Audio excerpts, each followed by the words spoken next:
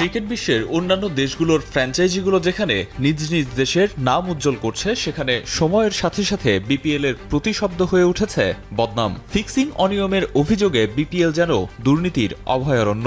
জাতীয় দলের সাবেক অধিনায়ক খালিদ মাসুদ পাইলটের ভাষ্যমতে আর্থিকভাবে অবহেলিত হওয়ার কারণেই ক্রিকেটাররা ঝুঁকছেন ফিক্সিংয়ে।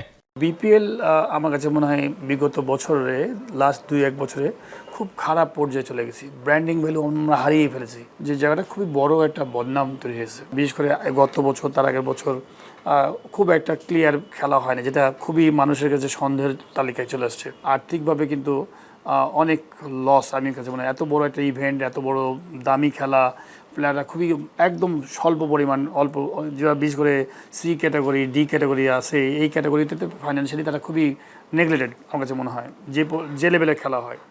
তো ফলে তারা শর্টকাট পথটা খুঁজে নেয়। সম্প্রতি দেশের একটি গণমাধ্যমের প্রতিবেদনে প্রকাশ পেয়েছে চাঞ্চল্যকর তথ্য। শতাধিক সন্দেহভাজন ঘটনা আর দেশি বিদেশি মিলিয়ে একাধিক অভিযুক্ত ক্রিকেটারের সংখ্যা প্রকাশিত হয়েছে সেই খবরে। এমন বাঁধভাঙা দুর্নীতির স্রোত সামলাতে এবং প্রতিকার করতে অ্যান্টি করাপশন ইউনিটে পরিবর্তন চান খালিদ মাসুদ পাইলট।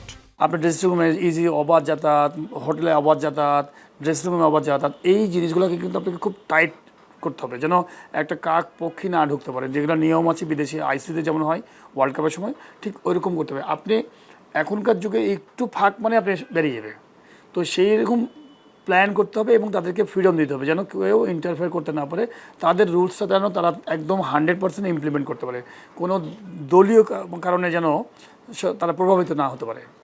দেশের সর্বোচ্চ স্তরের টুর্নামেন্টে সীমাবদ্ধতার কথা তুলে ধরার পাশাপাশি স্টেডিয়াম এলাকার আশেপাশের ছাদগুলোতে বেটিং চক্র নির্মূলে প্রশাসনিক ব্যবস্থার পক্ষপাতী পাইলট। আর জড়িত ক্রিকেটার কিংবা সংশ্লিষ্টদের রুখতে শুধু নিষেধাজ্ঞা নয়, জেল জরিমানার বিধানের দিকেও গুরুত্ব দিয়েছেন তিনি। কোনো একটা দূর থেকে ছাদে দিয়ে বাইনোকুলার দিয়ে আপনি খেলা দেখে, আপনি লাইভ খেলা দেখে আপনি ওখান থেকে আপনি কিছু করছেন, সেটা আমার কাছে মনে হয় আইনগত ব্যবস্থা করা উচিত। নিয়ে যারা কাজ করেন, অ্যান্টি কারাপশনের আইসি রুলস আছে। আপনি যদি ম্যাচ পাঠান বা ফিক্সিং স্পট করেন বা যেটা হোক, আপনি স্পট ফিক্সিং করেন, একটা অ্যান্টি কারাপশনের একটা বিভিন্ন রকম রুলস আছে, যে আপনি এত ম্যাচ খেলতে পারবেন না, এতদিন বহিষ্কার থাকবেন। এটা ছাড়াও আমাদের দেশের আমার কাছে মনে হয় নিজস্ব একটা আইন করা উচিত।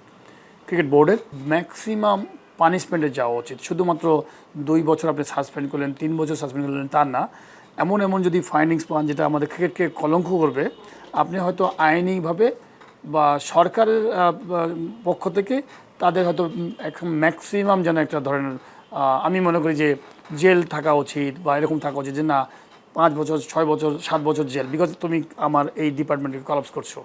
ক্রিকেটের স্বার্থে স্বচ্ছ প্রক্রিয়া আর নিয়মিত অডিট চান খালিদ মাসুদ পাইলট। অবশ্য রাতারাতি অনিয়ম, সিন্ডিকেট কিংবা ফিক্সিং এর মতো ঘটনা দূর করা নিয়ে সন্দিহান জাতীয় দলের সাবেক এই অধিনায়ক। কিন্তু আমি বলবো রাতারাতি কিন্তু কোনো জিনিস হবে না। আরিফুল ইসলাম সাহাব, এখন, ঢাকা।